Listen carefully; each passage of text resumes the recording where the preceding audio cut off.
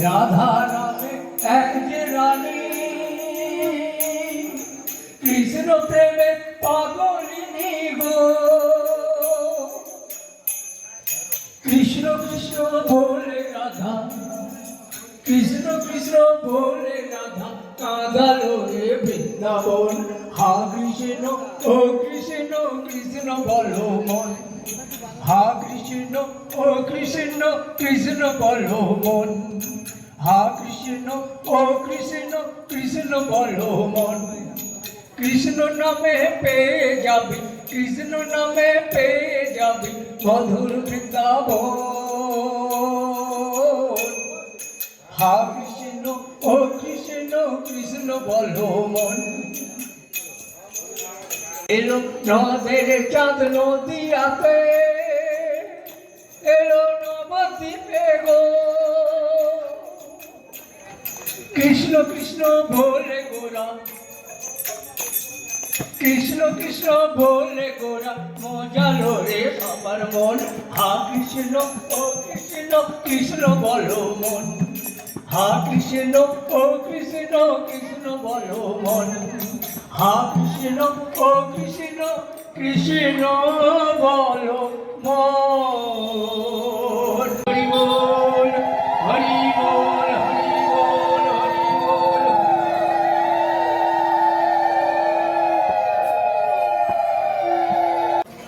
ঠিক সেই রকম দুঃখ পাবেন না মায়েরা, আমরা ভগবানকে ডাকি বৃদ্ধ বয়সে।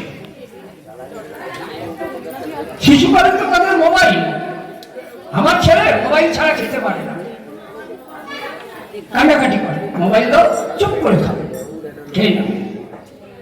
আর যৌবনে যদি তার স্বামী একটু ভগবান ভক্তিতে যায় তো বাড়িতে রোল উঠে যাবে, চিৎকার চেঁচামেচি। না, এখন তোমার ভগবান দেখার বয়স, এখন ভরা সংসার, সংসার দেখবে, সংসার করবে, ভগবান ডাকবে বৃদ্ধকালে।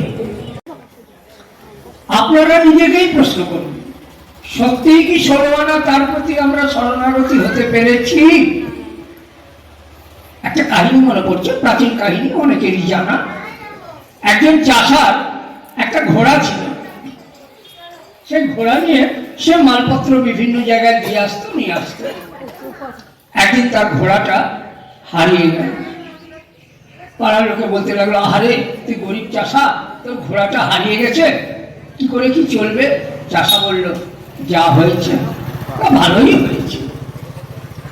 মাস তিনটার পর সেই ঘোড়াটা বন থেকে তো আসলোই, আরো তিনটে বুনো ঘোড়া নিয়ে আসে। সবাই দেখে বলল, বাবা চাষা, তোর কি ভাগ্য ভালো রে, তোর একটা ঘোড়ার সাথে আরো তিনটে ঘোড়া এসে গেছে। চাষা সেই একই নির্লিপ্ত ভাবে বলল, যা হয়েছে তা ভালোই হয়েছে। মনে রাখবেন, যা হয়েছে তা ভালোই হয়েছে গীতার সারাংশ। কিন্তু অনেকের মন্দিরে, অনেকের বাসার দেওয়ালে লেখা থাকে, তুমি কি পেয়েছো, তুমি কি হারিয়েছো, তোমার যা হয়েছে তা ভালোই হয়েছে। মনে পড়ছে না গীতার সারাংশ লেখা আজকাল খুব পাওয়া যায়, বাড়িতে বাড়িতে লাগানো। আমরা মুখে বলি ভগবান যা করেন তা ভালোর জন্যই। দেখুন, চাষার চারটে ঘোড়া হলো, চাষার কিন্তু কোনো বিকার নেই, আনন্দে লাফাচ্ছে না।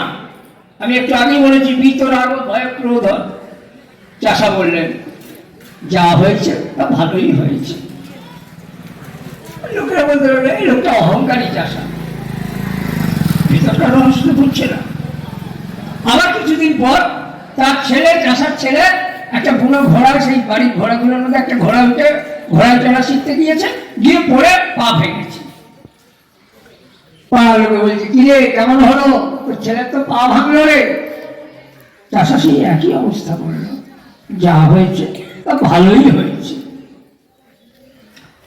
তার 10 দিনের মধ্যে রাজা সেনাপতি সহ অনেক লোক গ্রামে গ্রামে পাঠিয়ে দিয়েছে, যে যে গ্রামে ভালো ভালো ছেলে আছে সবাইকে ধরে নিয়ে আসো, যুদ্ধ আছে, যুদ্ধে যেতে হবে। তারা এসে চাষার ঘরে দেখলে চাষার ঘোড়া ঠ্যাং ভাঙা, নিয়ে গেল না। আর বাকি বাড়িগুলো থেকে সব যেখানে যত তাগড়াই মরদ পেল সব নিয়ে চলে গেল যুদ্ধের জন্য।